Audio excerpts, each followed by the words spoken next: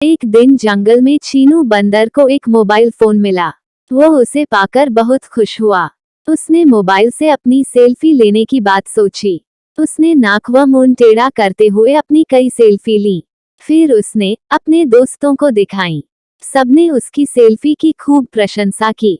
चीनू का उत्साह और बढ़ गया।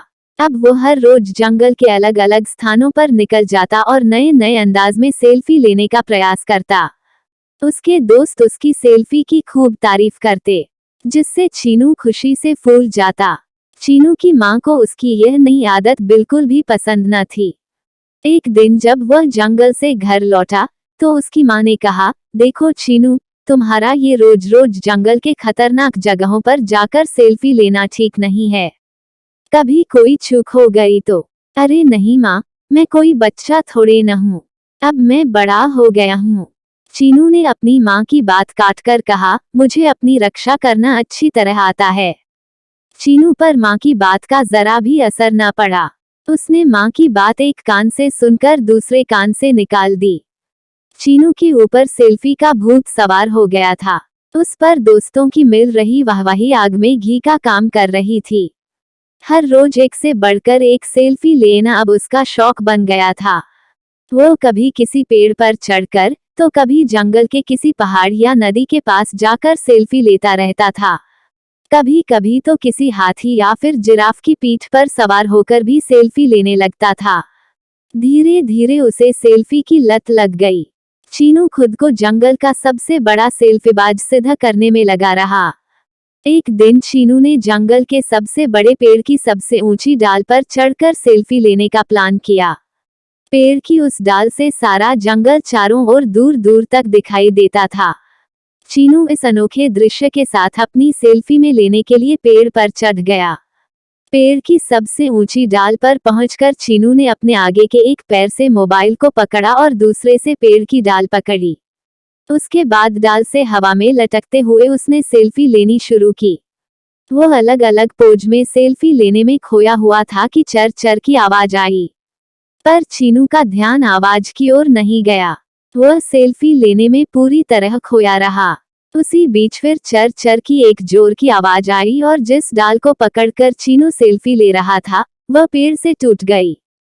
चीनू पेड़ की डाल पकड़े हुए अन्य डालों से टकराता हुआ ऊपर से नीचे धम से जमीन पर आ गिरा।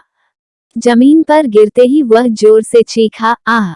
मर गया। उसकी चीख सुनकर आसपास के जानवर दौड़कर उसके पास आए। सबने देखा, चीनू जमीन पर पड़ा दर्द से कराह रहा है। वे उसे उठाकर तुरंत जंगल के डॉक्टर भालूराम के पास ले गए। भालूराम ने चीनू का निरीक्षण कर बताया कि उसे गहरी चोट लगी है और उसके आगे व पीछे के पैरों में फ्रैक्चर हो गया है। उसे अब काफी समय तक आराम करना पड़ेगा। इसी बीच चीनू की माँ भी चिंपांजी से खबर पाकर वहां आ गई थी। वो डॉक्टर भालूराम की बात सुनकर फूट फूट कर रो पड़ी। बोली, मैंने कितनी बार चीनू को समझाया था कि सेल्फी के चक्कर में मत पड़ो, लेकिन उसने मेरी एक भी बात न मानी और अपनी मनमानी करता रहा। आज सेल्फी की लत ने उसकी ऐसी दुर्दशा कर दी। चीनू को डॉक्टर भालूराम की दवा से थोड़ा आराम मिल गया था। वो अपने पास बैठी अपनी माँ को रोते बिलखते देख रहा था। आज उसे अपनी माँ की समझाई एक एक बात याद आ रही थी। उसे अपनी माँ की बात न मानने पर बहुत पछतावा हो रहा था। वह दर्द से कराहते हुए बोला, माँ, मुझे माफ कर दो। आपकी बात न मानकर मैंने बहुत बड़ी भूल की है। अब मैं आपको यह वचन देता हूँ कि मोबाइल को कभी भी हाथ नहीं लगाऊंगा और न ही उससे कभी सेल्फी लूंगा। मैं अपनी यह सेल्फी की लत को भी हमेशा के लिए छोड़ दूंगा। चीनू को अपनी भूल का एहसास होते देखकर उसकी माँ उसे अपने गले लगाकर बोली, बेटा, इसमें मोबाइल का कोई दोष नहीं है, बल्कि दोष तुम्हारा है। तुमने अपनी जान जोखिम में डालकर सेल्फी ली थी, जिससे तुम्हारे साथ इतनी बड़ी दुर्घटना हुई। अगर तुम सही और सुरक्षित तरीके से सेल्फी लेते, तो इस हादसे का शिकार होने से बच जाते। चीनू ने माँ की बात को गांठ बांध लिया, साथ ही सेल्फी की लत को भी छोड़ देने का संकल्प कर लिया। चीनू के पास खड़े उसके सभी दोस्तों ने भी इस घटना से सबक लेकर अब कभी भी अपनी जान जोखिम में डालकर सेल्फी न लेने का फैसला कर लिया। यदि ये कहानी आपको पसंद आई हो तो अपने दोस्तों और अन्य लोगों के साथ शेयर जरूर करिएगा।